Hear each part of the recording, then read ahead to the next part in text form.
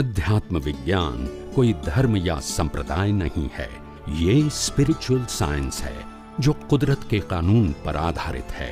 ये विज्ञान पूरे ब्रह्मांड के सभी रहस्यों को उजागर करता है और जीवन के सभी पहलुओं को समझने के लिए एक नई दृष्टि देता है। इसी को आर्ट ऑफ विजन कहते हैं, दुनिया को देखने की एक नई दृष्टि, जो अध्यात्म विज्ञानी परम पूज्य स्वामी श्री कमलेशानंद जी के निर्देशन में सनातन सत्य का अनुसंधान कर हमारे जीवन को प्रकाशित करे। जय सच्चिदानंद।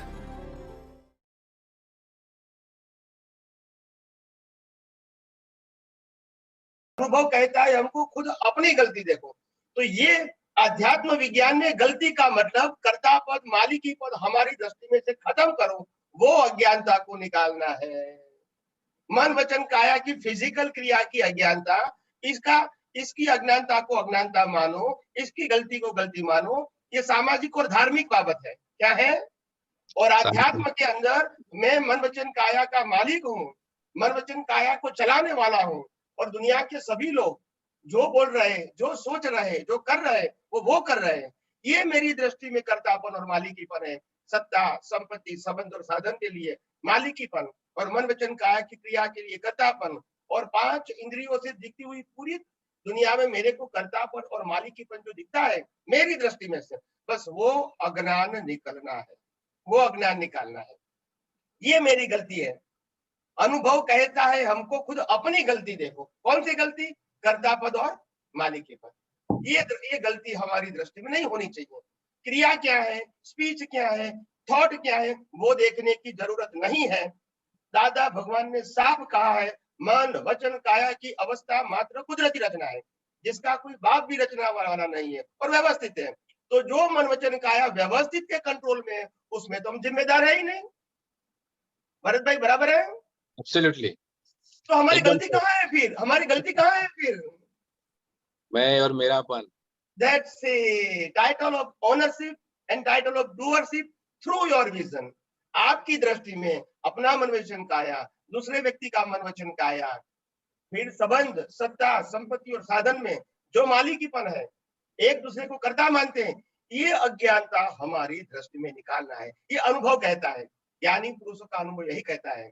अनुभव कहता है हमको खुद अपनी गलती देखो। क्या गलती है? कर्ता पद और मालिकी पद। और श्रीमद राजचंद्र ने कहा सबसे बड़ी गलती है देहाध्यास, मैं शरीर हूं, वो है जीव का अहम। यही बड़ी गलती है।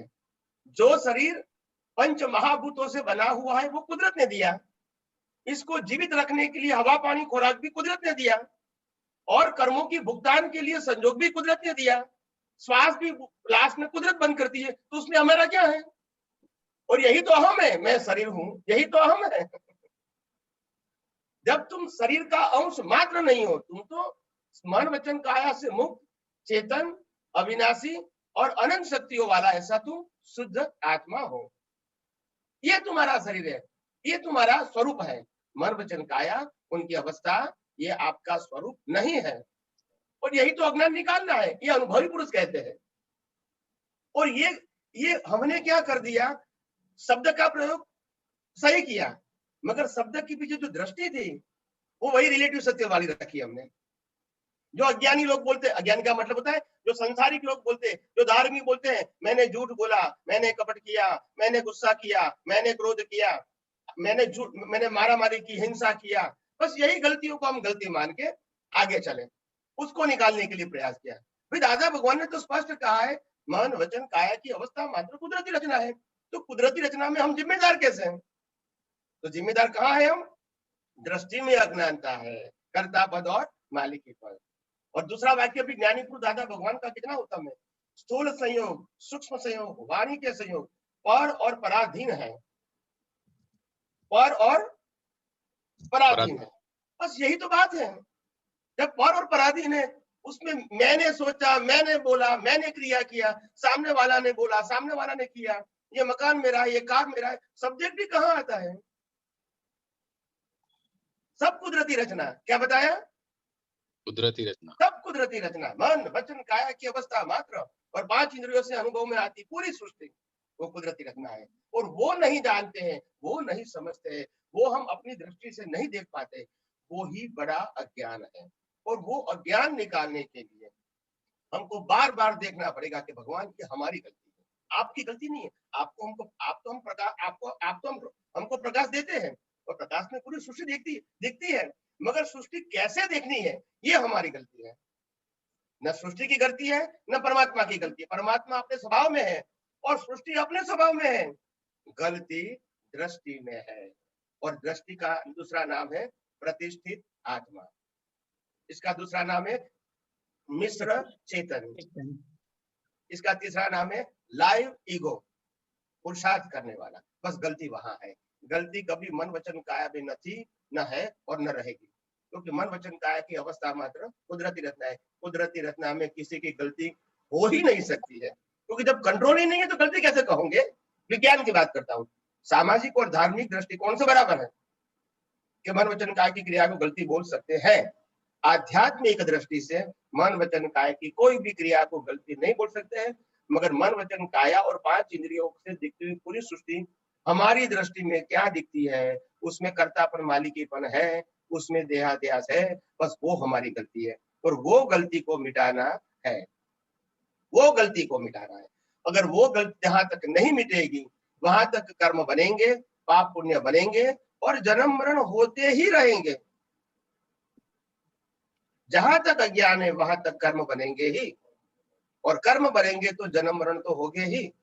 तो इसीलिए जो अध्यात्म विज्ञान में हम जो अज्ञान को नाश करने की बात करते हैं, वो यही कहते हैं कि कर्तापन और मालिकी पर अपनी दृष्टि में से खत्म करो और देहाध्यास खत्म करो।